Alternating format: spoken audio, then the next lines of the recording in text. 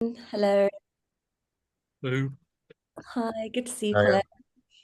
Just to let you know, this is being recorded, this webinar, and it will be circulated and up on our website after, so you can watch it back or share it if you want to. Um, I think I'm gonna start and people can just keep joining as and when they arrive, because we've got a bit to get through. So, welcome. Lovely to see you all. This is our sort of online launch of our campaign for this year, which is on tackling gender-based violence. We are doing a physical launch in January, which we would love to see everyone at. It's on the 23rd of January at Europe House, and Frances Fitzgerald will be a speaker there. But this is kind of our introduction. So, why we chose to do this as our campaign, what it has to do with Europe, why it's important, and how we are planning on taking the campaign forwards. So, just to sort of give you a bit of background as to why YEM decided to pick this as our campaign this year, I think it was in March of 2024, we polled young Europeans. It was a Generation Z and intercultural dialogue poll, asking them what they thought the most important issues were or the most kind of worrying problems that young people were facing across the EU. And climate change came out as number one, but gender-based violence came out as number two. And as a result, we thought we would kind of take that forward and develop it and look into it. When we sort of launched our campaign, there wasn't that much national or international coverage about gender-based violence relatively. It felt like it was quite a new topic that we were really having to walk people through and explain. But as time's gone by, and as I'm sure you're all aware, it's become more and more prevalent. It's been declared a national emergency. The chief of police wrote a damning report about gender-based violence in the UK. The EU are constantly reporting on and sharing statistics about an increase in gender-based violence. In the last decade, there's been an increase in gender-based violence across 13 member states in the EU, which is quite shocking. And basically, it's impossible to turn the news on at the moment without there being a story, either be that Italy or France or UK, Ireland, where gender-based violence is being discussed. And I think it's gone from being a niche topic to being extremely prevalent in national and international dialogue. So why we've picked to do our campaign at the moment, we are in the middle of the 16 days of activism against gender-based violence, which ends on the 10th of December. So this is a good fit for this discussion. And a few sort of statistics that we often refer to when we're explaining why this is important, especially when we're faced with people who maybe question its relevance. So in the UK, a woman is killed every 3 days. And that's a gender-based violence statistic, and that's the most extreme form, which we call femicide. And in the European Union, it's 2 women every day. As I said, in the last decade, gender-based violence has increased across member states in the EU. 13 member states have found it's increased. Only one's found it's decreased, and the rest have found it stayed the same. In the UK, since we began recording femicide statistics, which was in 2011, there has been no improvement, and recently the situation's worsened. And the number of women reporting incidents of violence has increased by 25% across EU member states over the last decade. So, as we can see, it's definitely a problem. It's real and it comes in many forms. You kind of have more of the sort of microaggressions, and a lot of people have started looking into cyber violence because women are targeted online much more prominently than men. So suffering from gender-based violence online.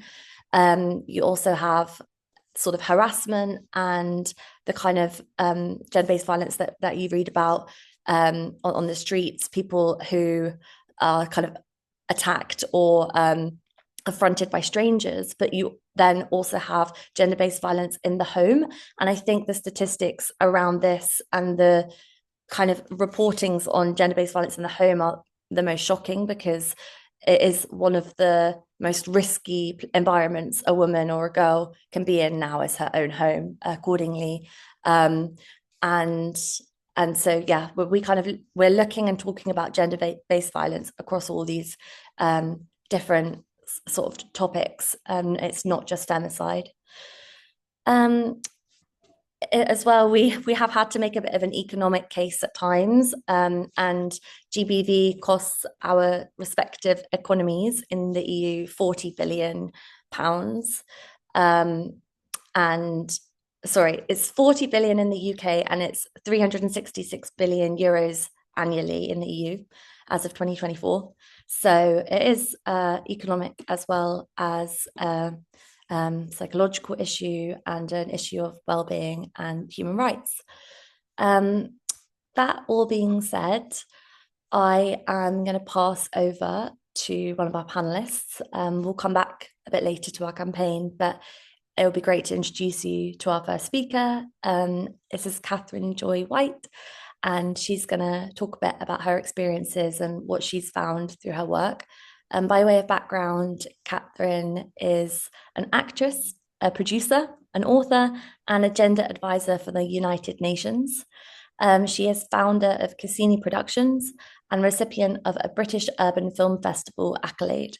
She's also author of the non-fiction novel This Thread of Gold, which came out in 2023, and she's an advocate for gender equity in media and storytelling. So a big introduction, which is testament to how many amazing things you've done.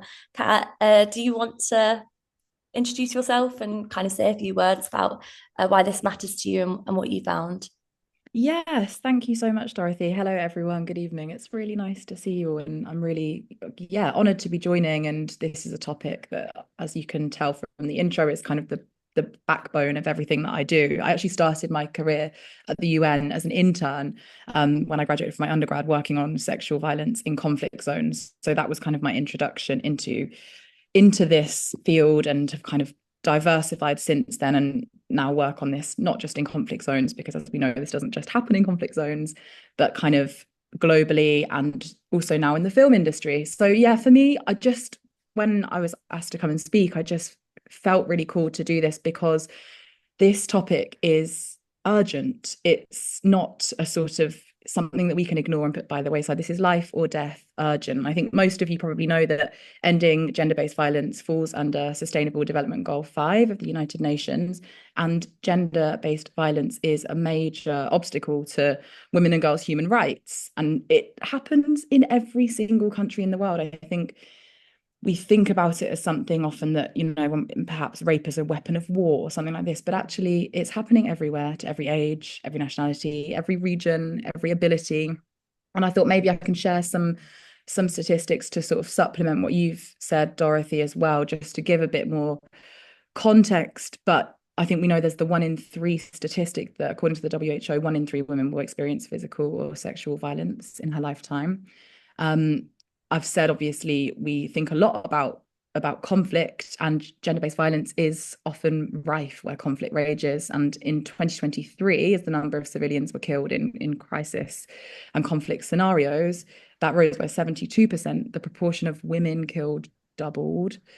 And I think, you look around, we see women being silenced in Afghanistan. We see violence exacerbated by climate and crisis disasters. We see human rights defenders in Myanmar. We see women facing gang violence in Haiti. We see reports of mass rape in Sudan. We see in the Middle East, in Lebanon, in Gaza, women in Gaza being killed. They're being held hostage. They're on the brink of famine. So often women are doubly victimized by everyone is going through these crisis scenarios, and women are victims twice.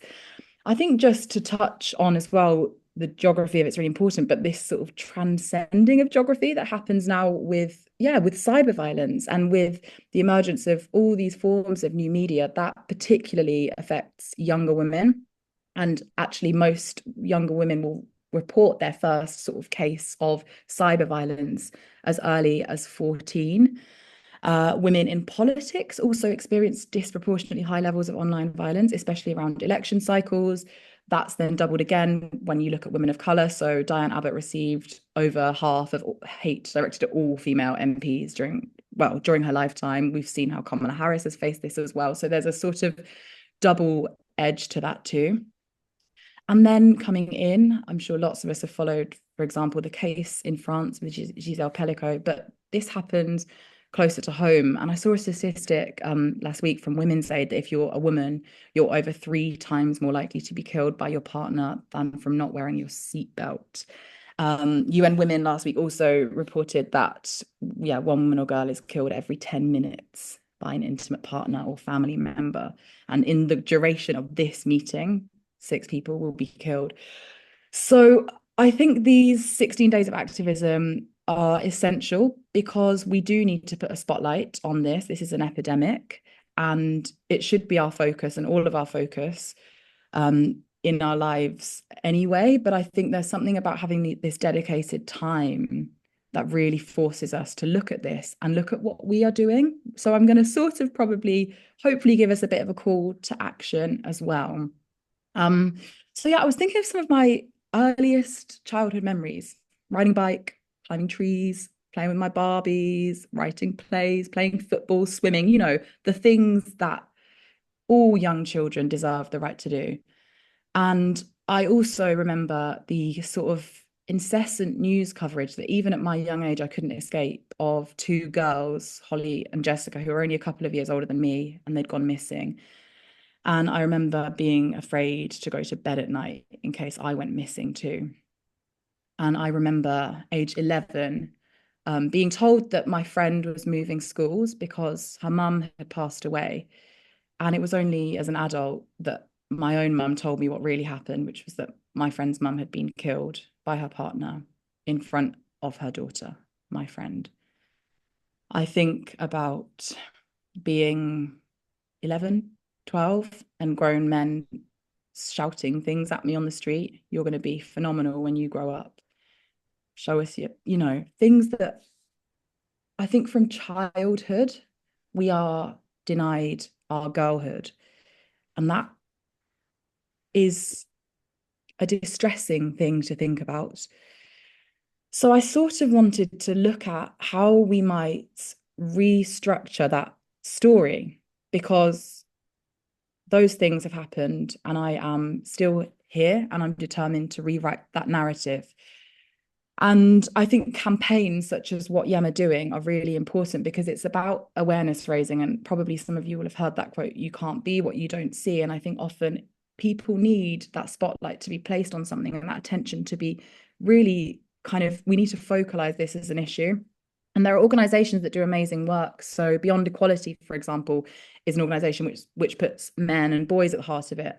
And I think that's also something that in this conversation I'm not really touching on, but of course men and boys can also be victims, and trans people also experience significant gender-based violence, which is another sort of part of that conversation. But how do we not only involve people of all genders in being change agents, how do we also rehabilitate those who may have been perpetrators? Because I think it's a wider societal and structural problem, and not everyone committing these crimes is inherently evil. Some people have been raised to believe that power dynamics mean that they can treat people of a certain gender in a certain way. So awareness raising campaigns are really important because sometimes people just haven't thought that they could walk through life and carry themselves in a different way. I think education in equity and equality between people of different genders is really important. And that starts at a young age. That starts from the 11-year-old that was being catcalled on the street by grown men. I also think it's so important that we continue to challenge gender stereotypes. And this actually happens in our everyday life. Gender structures and gender norms they're not just kind of attitudes and beliefs held by individuals. They are reproductions of social orders that have been ingrained in us and are perpetuated by political and economic and social frameworks. So how do we challenge them? Where do we see them in our day-to-day? I think it can start really small. Why do we still buy blue clothes for baby boys and pink clothes for baby girls? And no matter how gender conversant you might think you are, it's still very hard to shift that perspective. So I think we need to look at how we reframe that. And that isn't just a sort of technical fix, it's actually a structural transformation. So at the UN, to speak a little bit about what we're doing there, in the last 5 years, we've now had 79% of reporting member states that have introduced, expanded, or updated their national action plans on ending violence against women and girls. So that's a huge, huge uptake. 90% have introduced or strengthened legislation. And we're seeing a lot more kind of systems and mechanisms being put in place for survivors of violence. And that is great. Like, that is absolutely what we need. We need investment, we need innovation, and we need greater political will to sort of close the gaps that remain in legislation, in leadership, in support services, particularly. But closer to home, because I'm always thinking about how I don't want people to feel that making a change is too overwhelming. Where do I begin? Therefore, I'm not going to start. And I always say it doesn't matter if you're not going to change the law and the world, you're going to change the community around you. And that is how we see these ripples of change. And I think I'm interested in dialogue shifts. Often it's about perspective. So, how do we shift that dialogue so that victims become victors? And even the narrative around being a survivor of gender-based violence or sexual violence rather than a victim is really important. And I think Giselle Pellico said that so brilliantly when she said that shame must change sides. And that rippled across the world. And I think that tells us something about how radical that still is as a perspective. So there's also an amazing, amazing woman called Camilla Carr, who sadly passed away this year. She was a humanitarian aid worker. And I was part of an exhibition for International Women's Day this year, where the photographer, who was a survivor of domestic violence at the hands of her spouse, she had her daughter in a women's refuge. And years later, she decided to kind of have this exhibition where she took photos of women who had overcome some form of trauma using a huge old Russian doll film camera. So the camera was inside the Russian doll. And she takes women to different places. Mine was at a lake where I swam. But this woman, Camilla Carr, had these amazing photos taken on top of a mountain. And her story was that she was a humanitarian aid worker and she was held hostage for 14 months. And in that time was raped repeatedly. But the first time she was raped, a song came on the radio. And she was eventually freed, and when, was back in the UK and rehabilitating and sort of going back to normal life. And she was in a cafe one day and that song came on the radio and she got up and she danced.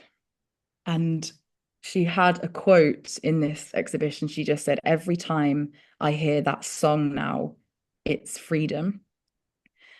And that, not just to survivors, but to anyone, I still want to cry when I think about this, because it's something about the worst has happened, but you don't have to allow it to continue to affect your life.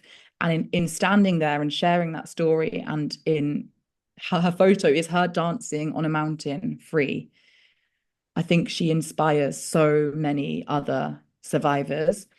So how do we restory? I'm playing around with this idea of restorying our story, not rewriting it, actually restructuring it. I'm a filmmaker, so I'm often thinking in terms of scenes and moments and what leads to something else. And I do think, for me, the power of film, I always say I'm an artist and I'm an activist. And one of the films I've just made, called Ceres, which will be screening at the BFI this week, made in support of Women's Aid. And it looks at coercive control through a retelling of the ancient myth of Ceres and Proserpina. That's a mother and daughter myth. And how do we restory the story of coercive control there? We don't show the perpetrator. We never see the abuser. We focus on this kind of healing that can be done in this space between mother and daughter. We also don't give a false narrative of a happy ending, because statistically, as I'm sure you know, often people don't leave. It's very, very hard to leave.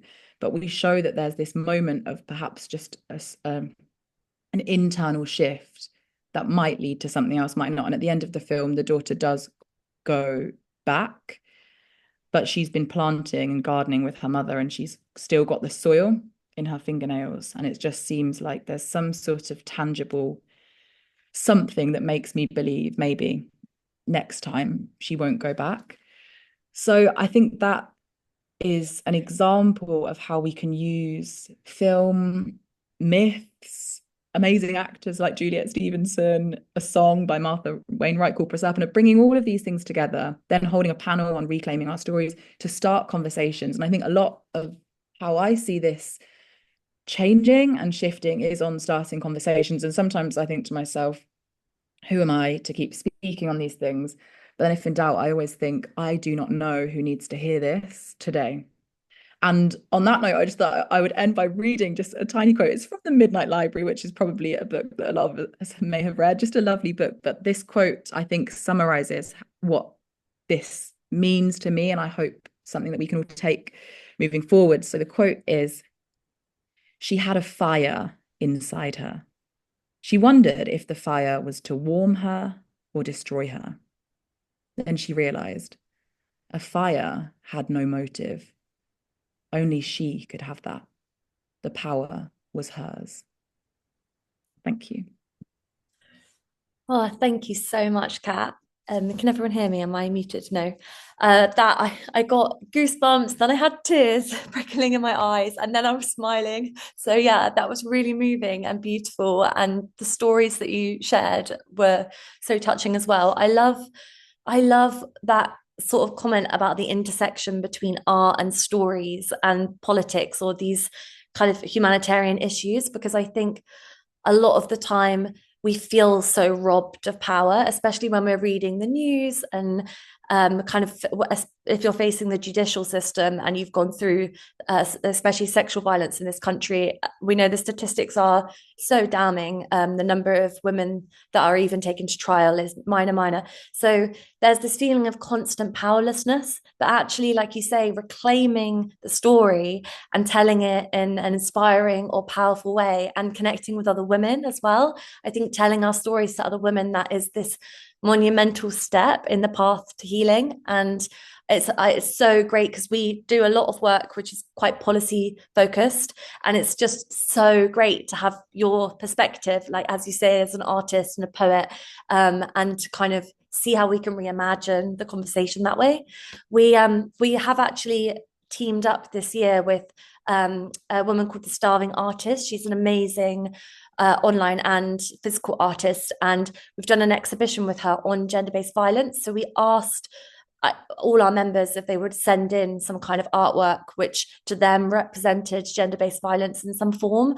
And there's something in the same way as you say, like restructuring the story, like having all these women express these like harrowing stories, but through something beautiful and coming together, and we're going to exhibit it. And it's like it's going to be up on the walls and proudly stood there. And yeah, I just absolutely love that take. So yeah, thank you. That was really wonderful. I am going to now introduce and subsequently pass over to our next speaker. This is Dr. Fiona Vera Gray. I'm very excited to have her and for you all to meet her. Fiona is an activist, a researcher, a campaigner against violence towards women and girls. She is a former practitioner in the rape crisis movement, author of 3 books, and definitely centers around stories of and research around gender-based violence. And she's an academic at London Met University, currently working on UKRI-funded research into the harms of sexual violence. Her most recent book looks into pornography and how that interlaps with gender-based violence. So I will pass over to you now, Fiona, and if you want to introduce yourself and share anything that comes to mind or seems important, please do. Cool, thanks, Dorothy. Hi everyone, and thank you, Kat. That was brilliant. That was really brilliant. A couple of things that I wrote down as you were talking, I was just like going, yes. I think there's an academic, I used to work at Durham, and there's an academic there, Professor Catherine Donovan, who works on domestic abuse against LGBT people.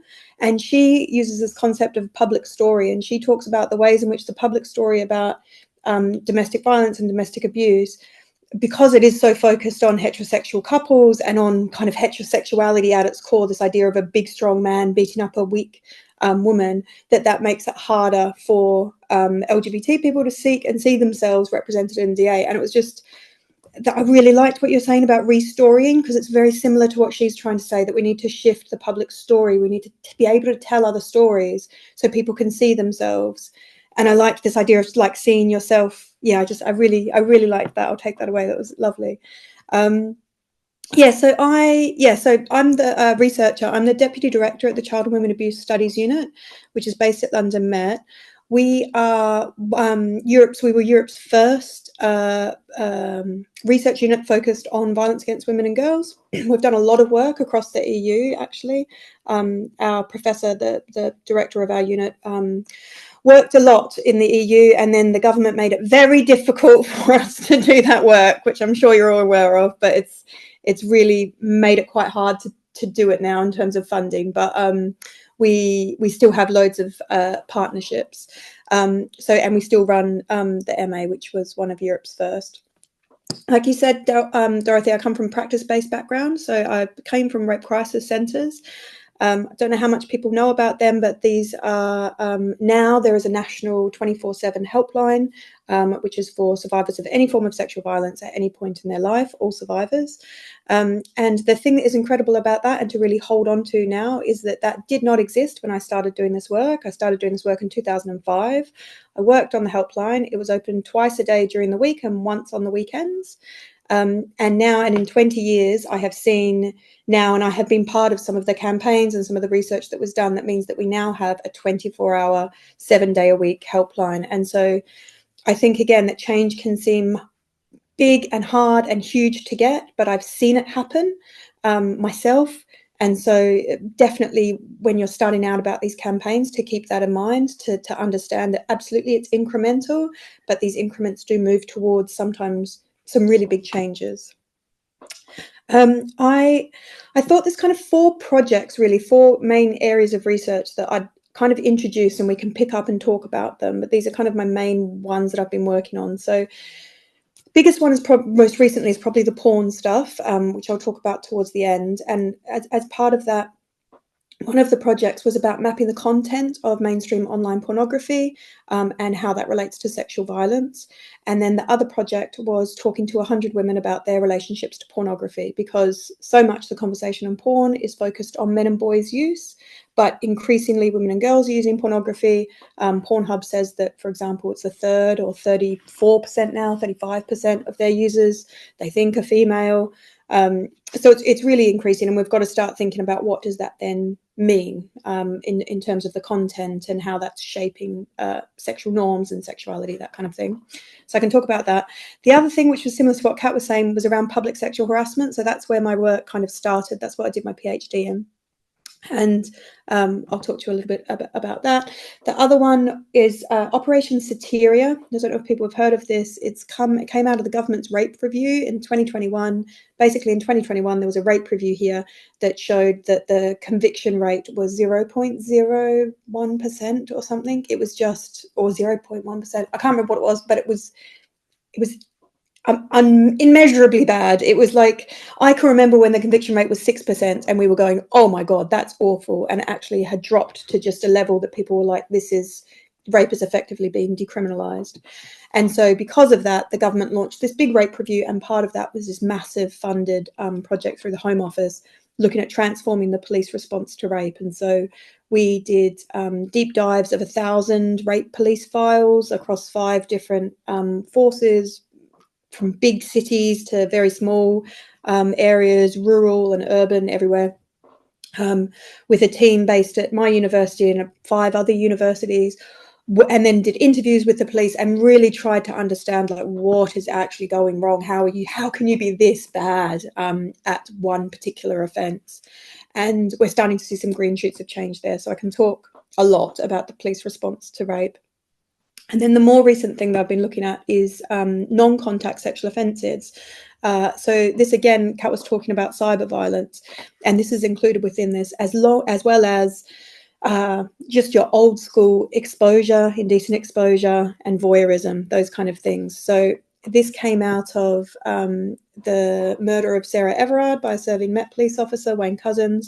launched a Angelini inquiry. When they delivered their first report, they said essentially the police response to exposure was a massive part of the problem because Wayne Couzens had been reported for exposing himself at a takeaway and also in his car.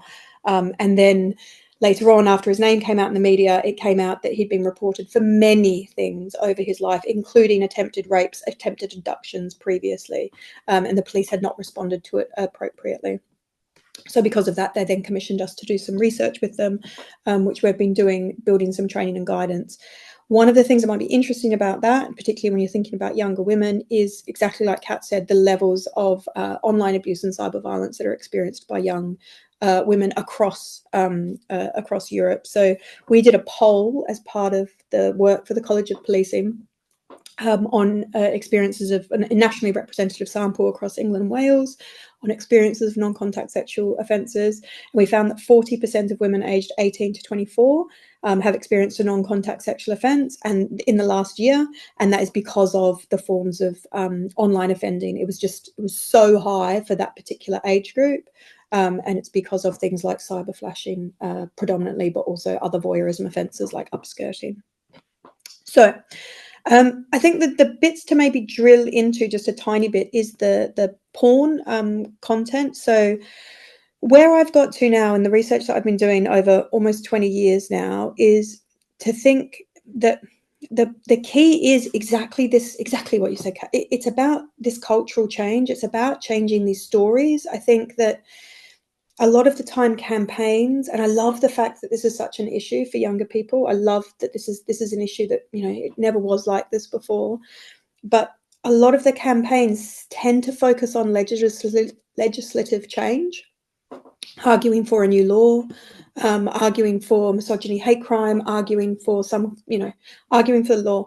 And I think the law has a place, and I think that there's a reason for that as a campaigner, which I also am, is that you can it's a winnable ask, and when you win it, you can kind of, you know, that you did it, and it can feel quite good. It's like a winnable ask, that you can get it, that you can demonstrate that you did that. But I actually think that what's needed is this kind of cultural change piece around changing cultural norms, and that's going to take a long time. It's going to take a lot of actors doing a lot of things. I absolutely think there is such a role for art in here, and movies and music and all of that, alongside education, all of it, around kind of trying to change social norms. And that's where I get to, pardon me, the real connection for me between my porn work and my work on public sexual harassment, because I've had a number of people say, what's the connection? And I can see on one, I can kind of see there is no connection on one way. You know, there's porn and then there's being catcalled.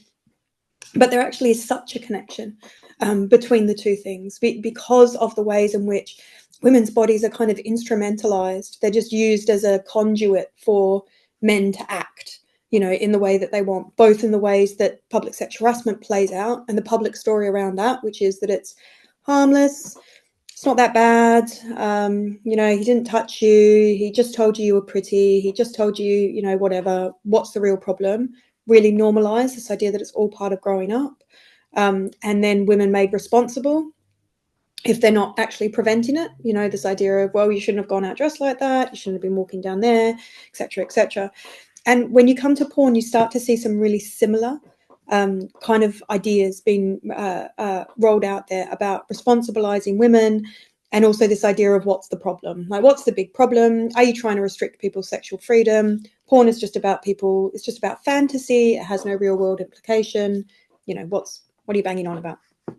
And so when we did this content analysis of the 3 major porn sites, because what we wanted to, we collected the data in 2016-17, we published it in 2021. It's in the British Journal of Criminology and it's open access, so you can just look at it if you want to know about it in more detail. But what we found was that 1 in every 8 titles on the front page that were advertised to a first-time user were depicting forms of sexual violence defined by the World Health Organization. And one of the things that we did, we worked with the Institute for Advanced Computing, to do all this computing stuff that I don't entirely understand. That meant that, so we went to these sites every hour for 6 months, and we scraped all of the data. We had the permission of the sites. And I mean, this just tells you something. When we asked the sites, we told the sites that we were doing this, and we asked their permission because we had to get ethics. And they were like, oh yeah, tell us what you find. We're really interested in what you find. And it's just this, I think that people have lost sight of the fact that these companies are not about increasing sexual agency and freedom and actually helping us have these liberated sexual conversations. They're just about making money. They don't really care what's on the platform. They're just pumping out whatever they're kind of profiting from. And so we worked with the advanced computing guys to make sure that the sites didn't know that we were the same thing when we were hitting the site and taking all of the data. And then we analyzed all of the data.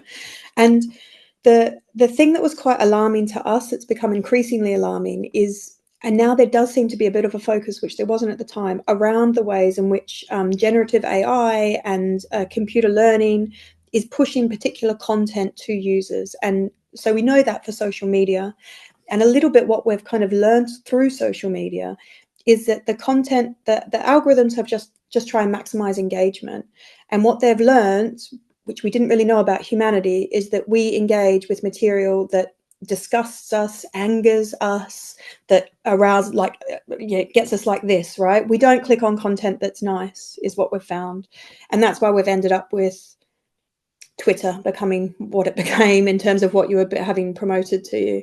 And we haven't really thought about that so much yet in terms of the porn sites. But what our research was able to show was that this was content that was being pushed to users by the algorithm without any interaction from the users. So it moved us away from, anytime you start to talk about or critique the content of porn, you do get into these arguments about sexual autonomy, sexual freedom, privacy rights.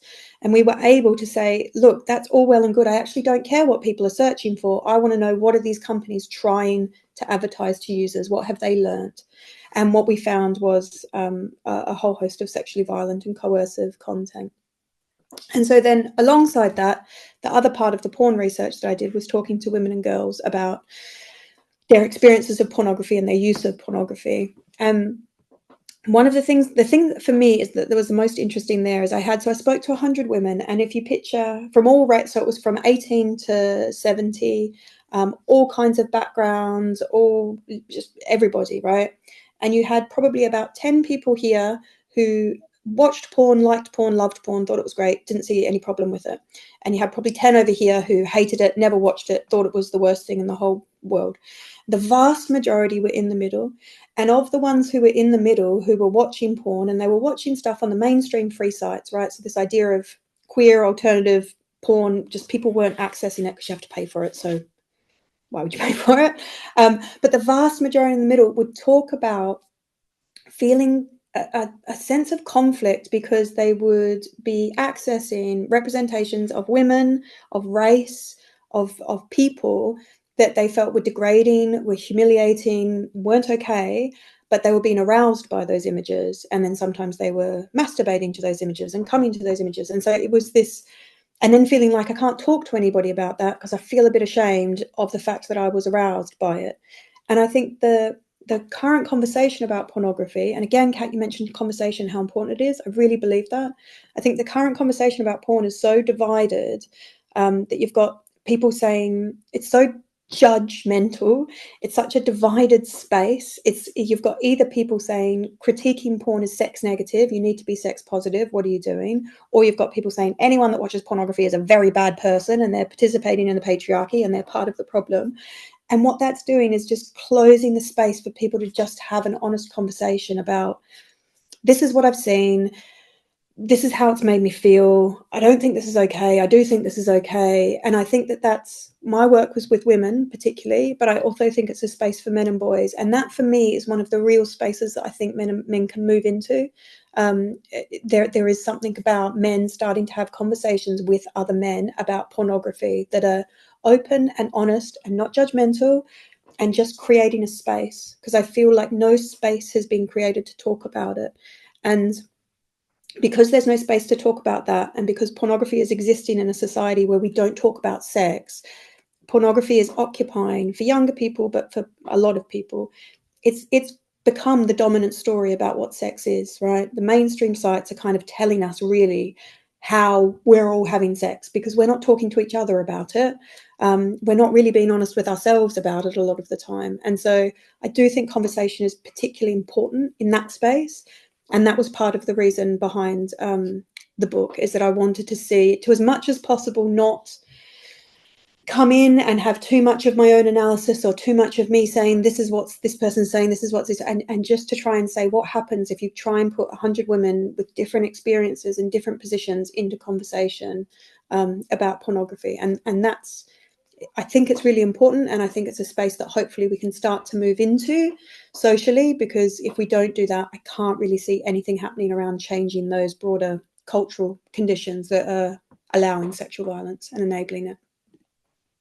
So I think that's it from me. I'm happy to, when we have time to chat, I'm happy to talk about any of those things or anything else. Thank you. Wow, yeah, thank you so much, Fiona. That was so interesting, and yeah, really eye-opening. I guess sort of since we started this campaign, I've been looking into gender-based violence. Pornography hasn't been one of the main areas that we've kind of been introduced to or talked about or investigated. And I was just thinking now that's part of the problem, right? Because the number of people who access pornography is it's like more than half the population, and yet the conversations are just not happening. It's still in that really taboo space, and a lot of other topics like sexuality, which would have been so taboo decades ago, a lot of other topics have moved into a more like palliative space for conversation. But it's interesting that pornography hasn't, and especially as you're saying, it impacts, if gender-based violence, a huge area of that being sexually motivated violence towards women and girls, is such a huge national, international issue, then surely the kind of role of pornography in that is, it's so important, and it's so crucial for us to measure and understand. And then there's that whole conversation, is the pornography reflecting the kind of sort of like the cultural moment, or is the cultural moment reflecting the pornography? So yeah, on a similar kind of note, I was doing some research into like, how is it that gender-based violence getting worse in some in lots of countries that would call themselves sort of very developed, and a huge issue, same as what you were saying with this kind of pull towards disturbing content, is sort of personalities like Andrew Tate and these kind of TikTok phenomenons, and young sort of captivating young minds and becoming YouTube phenomenons, and then the algorithm sort of propelling them. And it's exactly the same. It's, well, that's interesting, that's different, that's perverse, that's disturbing, therefore I would rather watch that and spend my time flicking through that content than something wholesome or boring. And yeah, it's such a huge issue, and I fear it's only going to get worse for younger men and boys, especially because of social media, how integrated it is into a child's life now from a young age, and pornography the same. So yeah, thank you so much. That was brilliant. I also, before I forget, wanted to recommend, I just kind of on a whim, it's not to do with this, but I was looking for a film to watch the other night, and I watched a film called Watcher, and it's directed by Chloe Okuno, and it's the best depiction I've ever seen of kind of voyeurism or harassment or gender-based violence, in that it's so subtle. There is nothing overt about it. It just follows a woman and gives you that sense of complete unease. And as I was watching it, I was like, this film for me captures what it's like to be a woman in today's age, like walking along in the dark, going along the towpath, being somewhere you don't feel quite comfortable, and that horrible sensation, and just kind of in a state of crisis and panic. And the film, I just think it was really clever, and I love the actress, and it's directed and written by a woman, and I think it's just fun. If anyone wants to sort of access this topic through an artistic forum, that I would really recommend it. Also, yeah, on another note, we are going to have Q&A in about 20 minutes. So if anyone has a question that's kind of cropped up during this during Kat or Fiona's conversations, then please do either drop a note in the Q&A box, or you can raise your hand later and we can ask it to you. And yeah, or if you would prefer to do it discreetly, then feel free to send it to my email. I think you should all have my email from when I shared this event and the details. So yeah, if you want to do it anonymously, also fine, and I can read it out. On that note, I'm going to hand over to our final speaker, last but very much not least. This is Cecilia. She is our president of the Young European Movement. She is also a 50-50 Parliament ambassador, UK delegate for Europe Talks, and a Control Commission member for the Young European Socialists. She is a civil servant with 6 years of experience as a senior policy advisor, and she is also a political journalist and a feminist advocate and activist. And yeah, when I say that, that's sort of the last of her accolades, but Cici has contributed a lot to the feminist activist canon. Oh, that's a mouthful. So yeah, it will be fantastic to hear from you, Cici. Thank you so much for that warm welcome, Dorothy, and introduction. And can I just say, Jesus Christ, difficult speakers to follow. Wait, can everyone hear me? Can I just check? All good? Fantastic. Yeah, so firstly, thank you so much, everyone, for coming tonight. As Dorothy mentioned, I'm president of Young European Movement and co-director. To give a little bit of background of those organisations, 50-50 Parliament is a brilliant organisation that basically advocates for gender parity in Parliament and has just helped to elect the most diverse and representative Parliament we've ever had in UK history.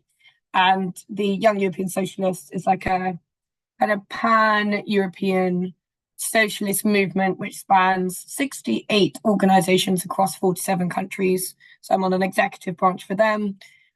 Europe Talks is as it sounds, and as Dorothy mentioned, I'm mainly a senior policy advisor, but I think at my heart, someone once asked me in the middle of a house party, "What are you?" And he didn't know anything about me, and I just went, "I'm an activist."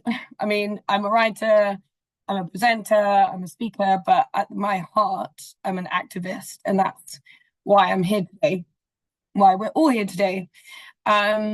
I think feminism genuinely, and kind of specifically raising awareness of and thereby combating gender-based violence, has been the kind of underlying thread that's been woven through everything I've done in the last decade. That's kind of spanned from writing for a range of political publications on mitigating algorithmic bias against women in AI, or about the shadow pandemic, which was, of course, what the femicide pandemic was dubbed, because the level of men killing women was comparative to, or even had trumped, a pandemic in many countries.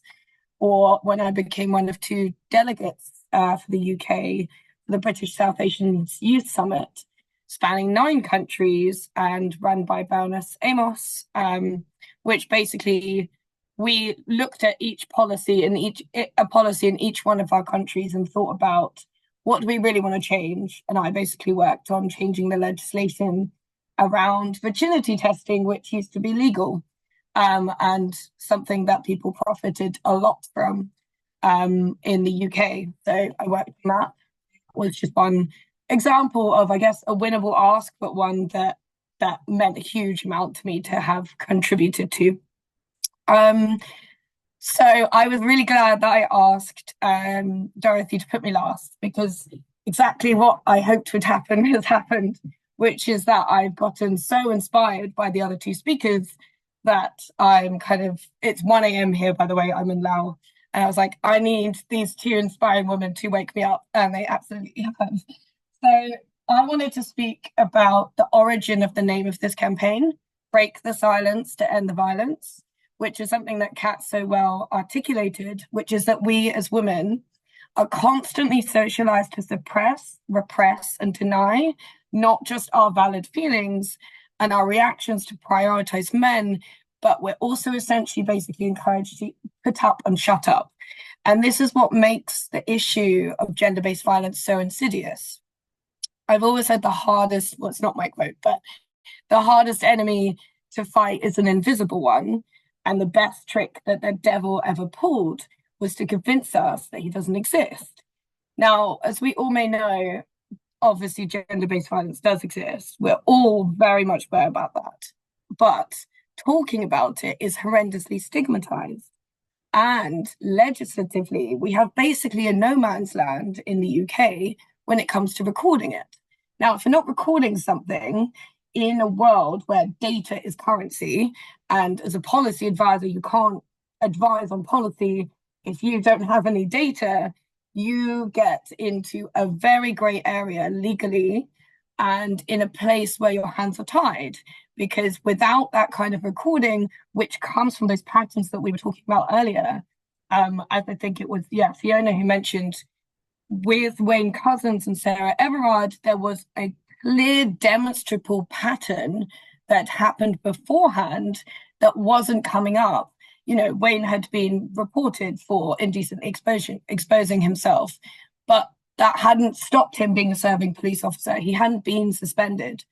And something, because I'm very cool, I sometimes spend my time trawling through parliamentary reports, and I got onto this email thread, which was part of the Women and Equalities Committee of the new Labour government coming in, which I'll just summarise it for you. It basically goes, hang on a minute, all of the high-profile murders, male murders of women, femicides, all of the high-profile femicides recently, and generally actually, have had a pattern. There's been an escalating an escalating pattern that has happened with all of these men. They've been reported. They've then done something worse. They've been reported for that. Then they've done something even worse. And then it has gone to somewhere where they have actually killed that woman. Like, there was an MP, I think she's called Rosie Duffield, something she said in Parliament always stuck in my head. She said, my domestically abusive relationship didn't start with someone, you know, my partner hitting me or clubbing me around the head. It started with coffee and cuddling on the sofa. And so all of these things do not exist in a vacuum. And I suppose that's where Break the Silence to End the Violence comes from. There is a demonstrable pattern that we're trying to draw out, and we need to kind of change that narrative, that culture of impunity that so many perpetrators are existing within. Because as Kat said, and as Fiona said, we don't have a healthy narrative around this. As Dorothy mentioned, it's so difficult to even talk about your own experiences. I still find it difficult. And thank you so much, particularly Kat, for sharing what you shared. What you said reminded me of my own, like one of my own many experiences, because there are countless, which kind of ties in exactly to this about kind of breaking the silence. When I was much younger, I used to volunteer on a farm. I love animals, used to ride, and I'd put all the animals to bed after kind of running Sunday Pony Club. Favorite thing to do. Now, there was an older man, like, must have been, compared to me, I was about 14. He was like 19 or 20, and that was much older in that kind of relative space. He basically, like, did all sorts of inappropriate things with all of us volunteer girls, but because none of us had the words, the mechanisms, the language, or even really the impetus, and we were also, like, I guess, ashamed and feeling so kind of trapped in his kind of, I suppose, his world, his clutches, his grasp. None of us said anything to anyone, including each other. And finally it all came out because he started doing this to an older girl, and she said something. But this went on for months, and it just reminded us, I've not thought about this for years, but it just reminded me just how horrible it can be to feel so powerless, as Dorothy so well articulated, and how you can just not have the words. And it's taken a lot of conscious unlearning for me to even say stories like that, for me even to talk to my male and female friends and say, oh, you know, on the way to this party, I got catcalled like 10 times. I don't like taking the bus anymore. I don't go to Piccadilly Circus in the middle of London at night anymore, because I know if I'm in heels or even not in heels, that I'll be harassed so many times and I'll lose my temper. So I suppose coming back to the whole theme, which is kind of running through this, I think what we need to have is a space where we are really kind of bringing out these conversations. We're challenging men to speak out. As Kat said, this is a space that we need both men and women in. We need male allyship, and that is so, so important. And as she said, that can actually be more powerful sometimes, because with similarity bias, you're going to relate more to your own gender, and you can only have a kind of holistic solution if you've got both sides on the same team. And I think that's why that He for She campaign that Emma Watson started was so effective, because it said, you know, one does not need to displace the other. We're not against you. We really want to welcome you into the fold and help you help us. Because obviously it also, I think something that's not touched on enough is how detrimental it is to men as well. Ideas of toxic masculinity, ideas of what it is to be a man, being conflated with being misogynistic and discriminatory to women, and us as genders having to compete. And that's complete false dichotomy. Another thing I wanted to talk about, I guess, was some of the statistics that Dorothy mentioned. So that 1 in 3, that 2 a day. I suppose it was just a personal reflection. I remember when I first read that UN Women UK statistic about 98% of women, I think it's 18 to 25, have been harassed. And I just remember thinking, do you know what? I bet that 2% doesn't really exist. Like, perhaps maybe people have reported and not really understood a particular time that they've been harassed. Or I guess in my view and in the kind of stories that I've heard from so many women, I don't know a single woman that's not got a story. I don't know a single woman who can get to 25 and literally experience nothing. But that is just an observation that I suppose kind of motivated me to really look into, okay, how much are we reporting this? Because this is one of the other bedrocks of this campaign. In breaking that silence, we have to take that through to reporting.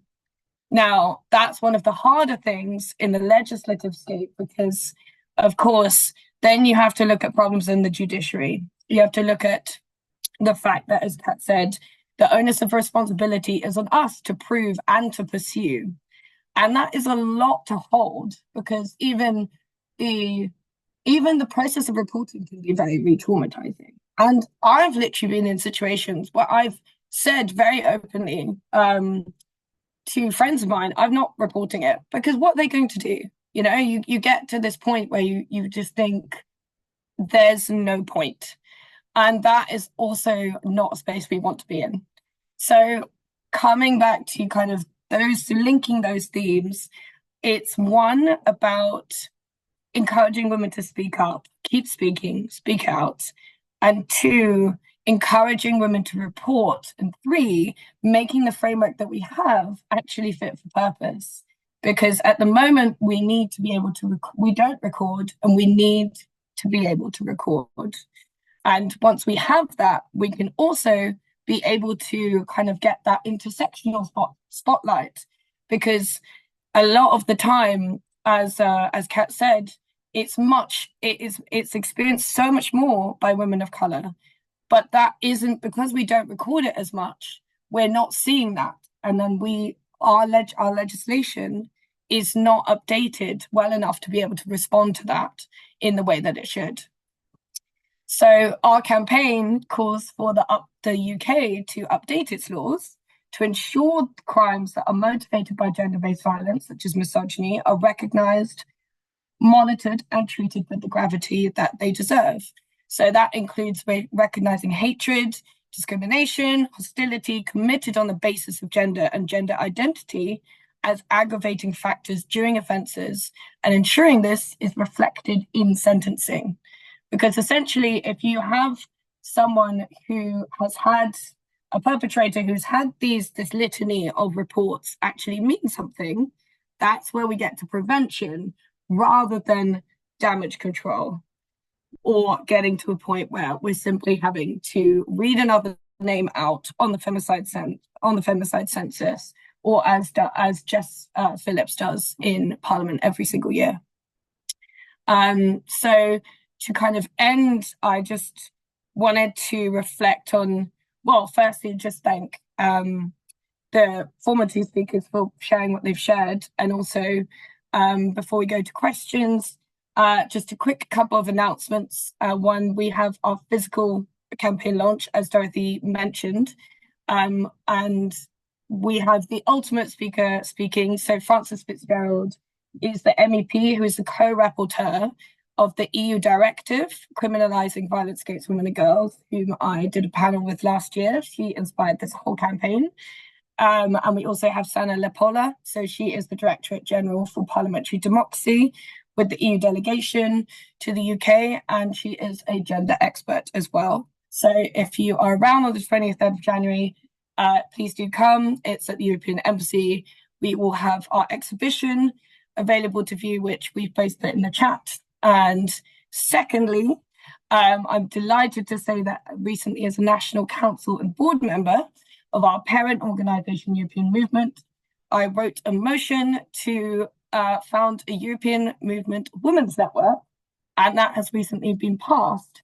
So in 2025, post-campaign launch, we plan to launch both the YEM Women's Network and the European Women's Network together. So also please do look out for that. Thank you. Thanks so much, Cici. Yeah, and if anyone who's kind of attending or either of our speakers would like to be involved in any of what Cici's just mentioned, let us know, because we are looking for fantastic, strong female voices to join us, of which we have many online right now. Yeah, thank you so much, Cici. I won't speak for too long because I'm aware that we have some Q&As. And sorry, yeah, just checking that.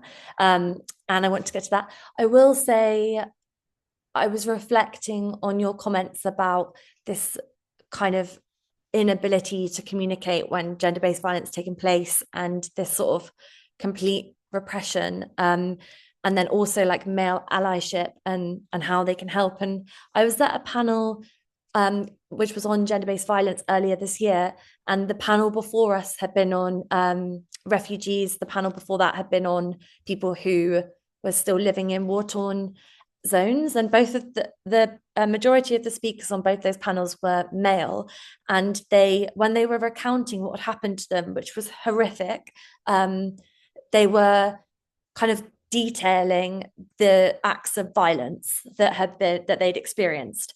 And I was sitting there and I was like, this is so powerful. These talks are so powerful because we are hearing personal stories that explain and narrate this harrowing violence. And then when I went up for the gender-based violence panel, I had this moment where I tried to imagine telling a story that's true to me and going into the details. And I just sat there and I thought, I can't. And I was in this room with people who cared. It was, safe, people who were advocating for our cause. And I felt like I couldn't say that. And I'm someone who's speaking about it all the time and who talks about it regularly, which just shows how taboo and how much of a gap there still is between the experiences and people feeling that they have the ability to communicate that. And that's, as we've all touched on, I loved it when you said like this common thread, because it makes me really happy when you do a talk and you feel like all these great female minds have come together and found this like common place. But yeah, just this sort of idea of the narratives, the stories, and working on that, and how important and vital that is for communicating the message and also growing support and advocating change. So I will leave on that.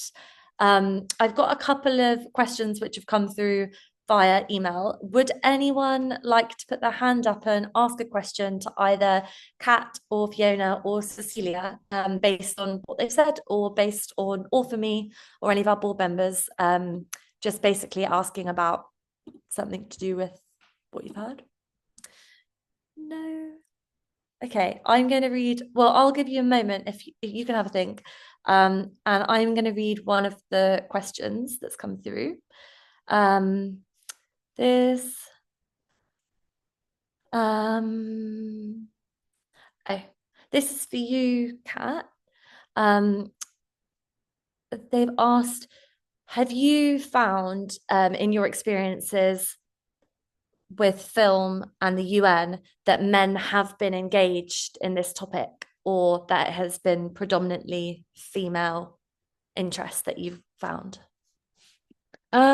Yes, predominantly I would say it's still a female-led movement, I suppose. So I mean, two very different industries. I think both are still quite male-dominated, I suppose. So the film industry notoriously is, and often films that are seen to be about women's issues are kind of grouped. So you'll screen at a festival and you'll be in like a women's voices strand where films are about motherhood and gender-based violence and periods and, you know, female things.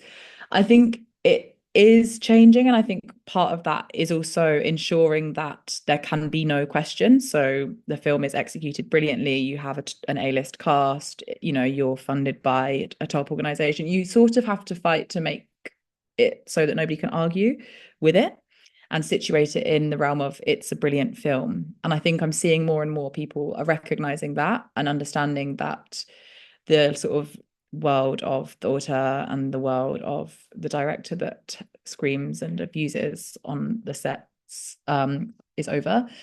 I think at the UN, it's a mixture. I have some incredible colleagues, male ally colleagues. Some of them are behind a lot of what we do, pioneering this, constantly sort of looking at webinars and different things we can do to keep that conversation alive.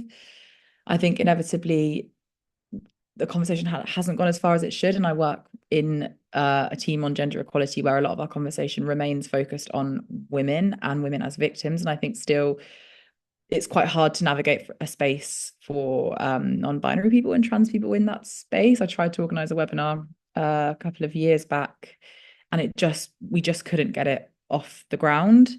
So I think it's complicated in some ways there as well, where we sort of remain in a bit of a gender binary. But I think by bringing the worlds together, I am engaging so much more with men who reach out and want to get involved and lend their voice, or just send a message and say, I saw your film, or I've thought about this, or I've spoken to my friends now because I heard what you said on that panel. So I think it's incremental, but it is starting to change a little bit. Yeah, no, yeah, I totally agree. And it's great that we have some men that have joined us today as well. And yeah, our board at YEM at the moment is female majority, which is amazing. But we do also have male on board who are behind the campaign, which is so great. I think, Jamal, did you have a question that you wanted to ask? Did when it comes to Celia, how would you respond if you witnessed an act an act of misogyny happening right in front of you? So, sorry, was that the whole question? Yeah. Yeah. It would depend what that was, and it would depend how severe that was. So there's a bit of a caveat to that. So I personally do a lot of martial arts, therefore I can handle myself where something to kick off, not intended. But there's a great campaign that Sadiq Khan does on the London Tube, which is, I think it's something like it's about distraction. So without having to basically endanger yourself, you can just go up to the woman, say, hey, what's the time? Or, hey, pretend that you're her sister or brother, or some sort of friend that knows them, and basically get them out of the situation. I suppose if we had the framework to report properly, then I would report it. I think I personally would probably be more confrontational than the average person, because I've had that training and I know I can get someone out of the situation quickly. Also, recording is your best friend. So as soon as you put your phone on video, a lot of people stop, because we all know the power of social media and how quickly we can all go viral. Okay, thanks for that. Thank you. Yeah, thanks so much, Cici. As you were speaking, I remembered that I really quickly wanted to respond to something you said earlier when you were giving your talk as well, when you were saying about people being traumatized when they report. And I think it was last week, The Guardian reported that 1 in 10 women who had reported a case of gender-based violence would do so again. So 9 in 10 would not, because the experience of reporting it was so re-traumatizing, or the reception of their peers was so re-traumatizing. I just, yeah, I thought that was really interesting, and quite harrowing. Does anyone else have a question? Oh, I just saw a hand. Fiona has her hand up. Oh, yes. Can I just jump in? It was actually on the earlier point to Kat about engaging men in violence against women and girls. And just to say, so this is an area that academics work in. So there's some really good academics for people that are interested. There's Stephen Burrell, Dr. Stephen Burrell. He's now, I think, at the University of Melbourne. He's English. He did used to work on it here. And Professor Michael Flood. And Michael Flood he's been working on this for years. And he has a website that I can pop in the chat called XY Online, which is like a hub for work on men working on engaging men in violence against women and girls. And so there's a really good research base and evidence base behind there in terms of what works and what doesn't work. So if it is an area that you're interested in going into, I'd really have a look at the evidence around it. Amazing. Yeah, thank you, Fiona. That's really useful. Did you say that was in the chat? You'll put it in the chat. Okay, perfect. Yeah, I would be interested in having a look as well. Leah, would you like to ask a question? Yes, thank you very much, Dorothy. And firstly, thank you so much to all of our speakers. I think that's been a really inspirational and motivational evening for myself. So I'll try not to do that academic comment more than a question. I definitely will ask questions. But I think for me, the first thing that comes to my mind is how we are seeing the increase of all forms of gender-based violence and discrimination, whether it's the upsurge of harassment, street harassment, online cyber hate, to those more extreme forms, particularly off the back of what would have been the COVID-19 pandemic and the government response with lockdowns, and how those responses differed across the UK. So if the accent doesn't give it away, I'm from Northern Ireland, where we have unfortunately lost 42 women in just 7 years.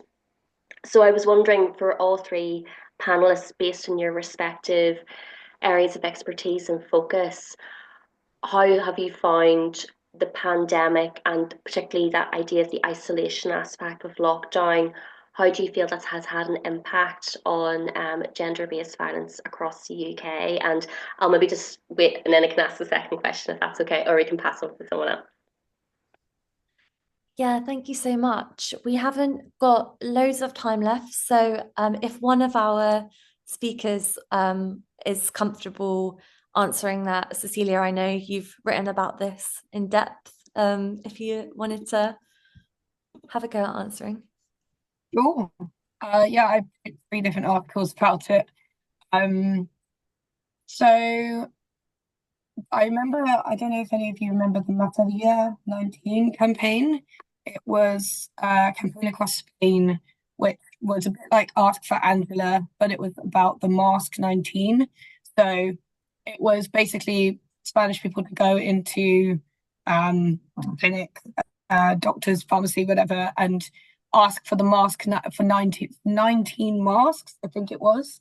It's something that sparked off quite high awareness of how prevalent femicide was becoming. Particularly, we saw hotlines go up like 400%. It was massive in the UK, and we spotlighted that with the British South Asian Youth Summit as well. And I mean, women were on the front line of the pandemic anyway. but we saw the intensification of all types of violence, and that's why it was called the shadow pandemic.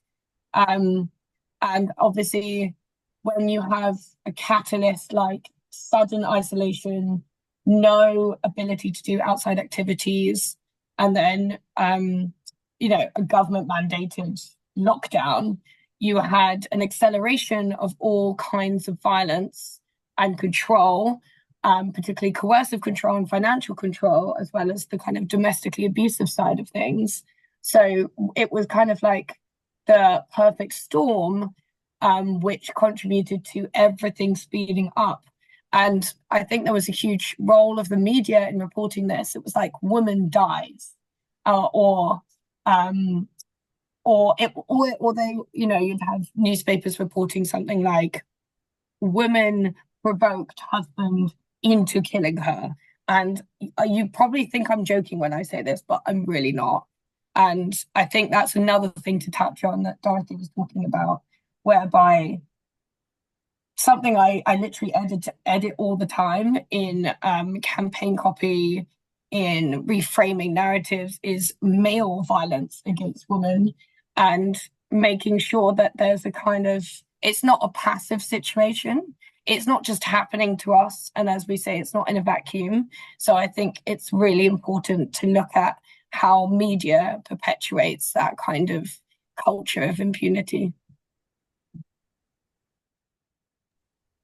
Yeah, thanks so much, Cecilia. And I think there are kind of, I know on social media, definitely there are accounts that are really holding the media to account in a way we've never seen before, and kind of highlighting and really showing us where headlines are being biased, with lots of things, but certainly with the way that female deaths are reported.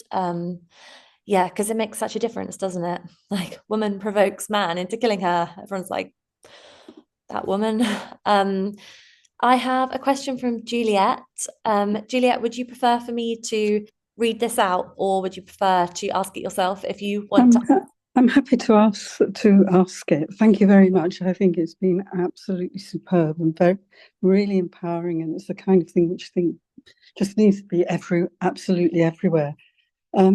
This is personal experience, but I have a great niece who is one of the 0.00% who actually got a conviction, got the guy jailed, and he's now up for early release.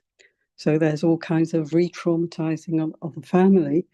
But one of the questions that really concerns me in respect of the next generation of girls, of young men, how do we get to the under 17s? How do we make them aware of what coercion is and what it leads to? How do we help them to recognize it and talk about it with their friends and family? Because I think the things that you've addressed in terms of culture and film and literature and art is superb as a gateway. But how would you do it?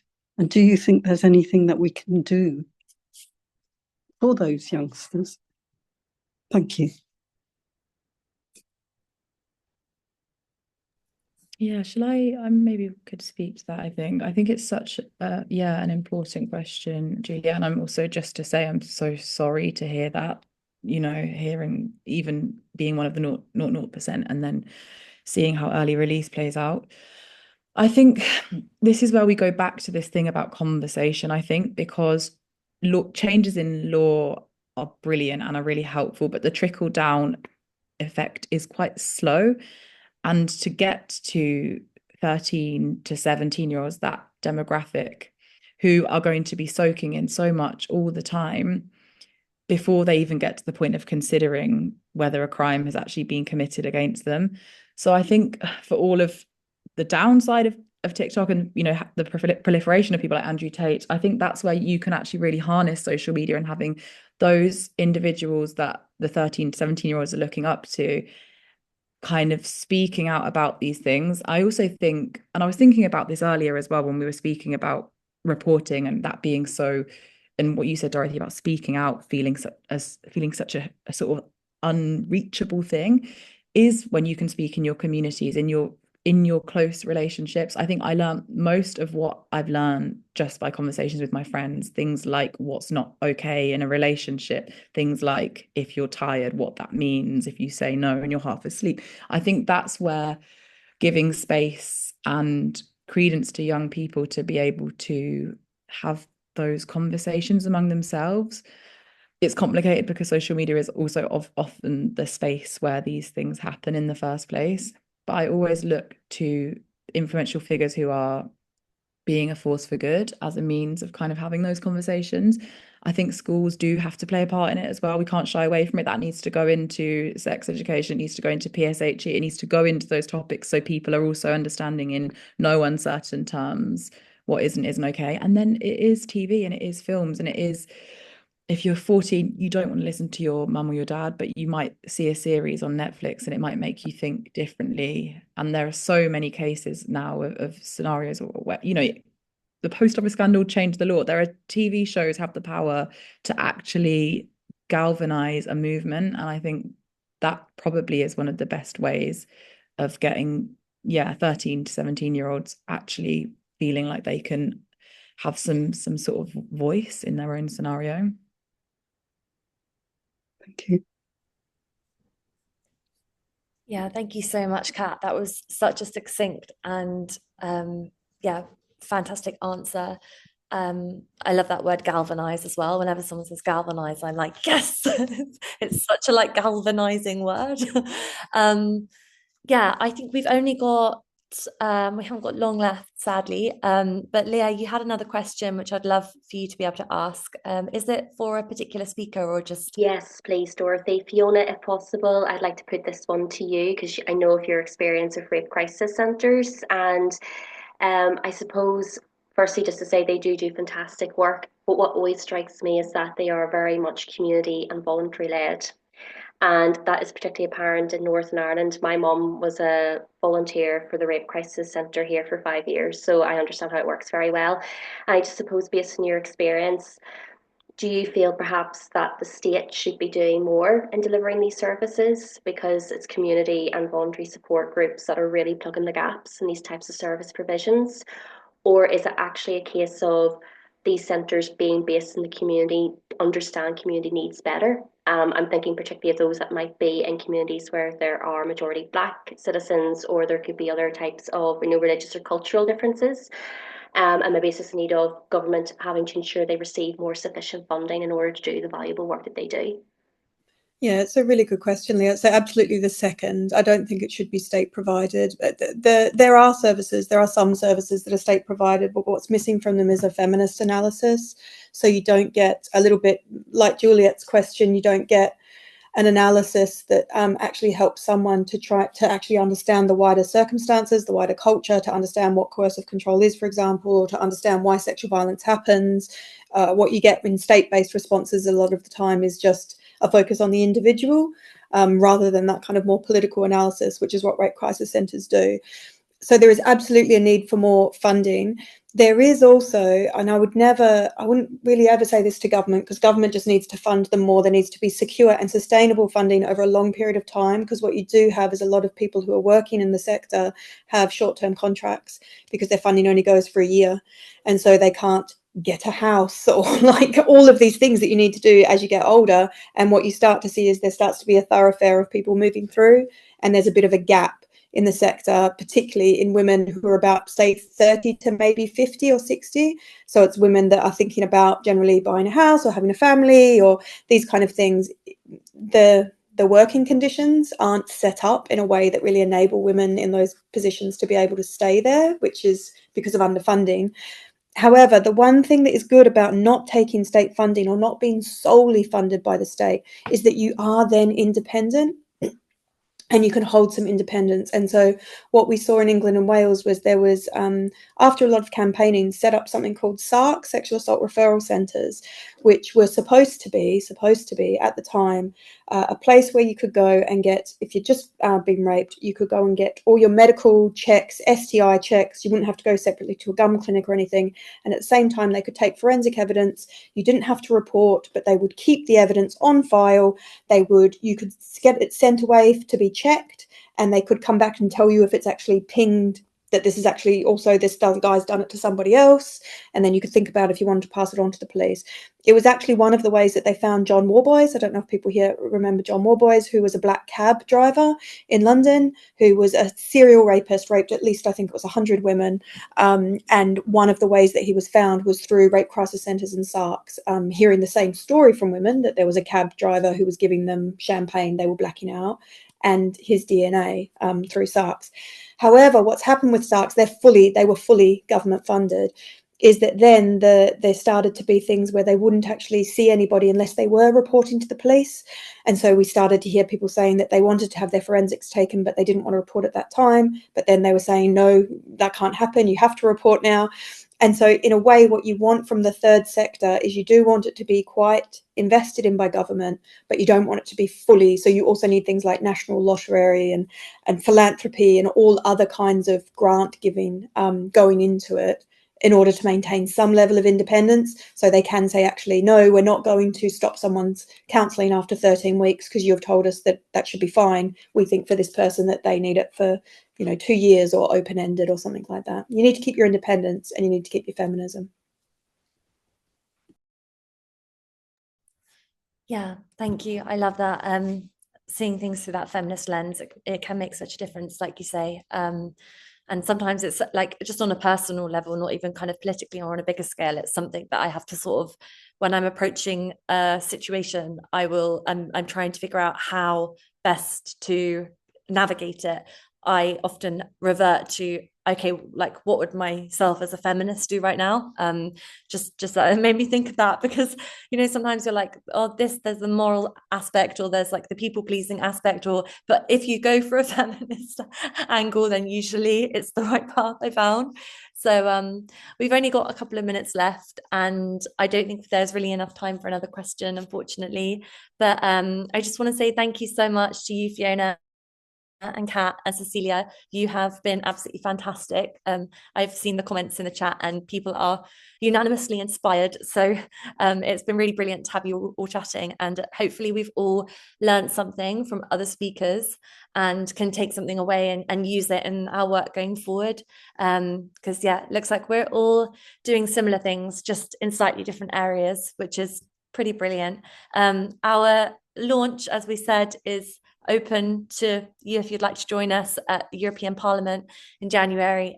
Please drop us a message. There will be some fantastic, inspiring MPs, MEPs, delegates, women from all over the world. So I've just seen a note from Cece. Gonna read that in case it's she's thanking me. Yes, well, okay, on that note, it's just about 7:30. Thank you, everyone. I'm gonna let you all log off and enjoy the rest of your evenings, but thanks so much for joining us, and this will be uploaded on our website so you can watch it again. Thank you, everyone. Thank you, everyone. Thank you, everyone. Bye. Bye. Bye.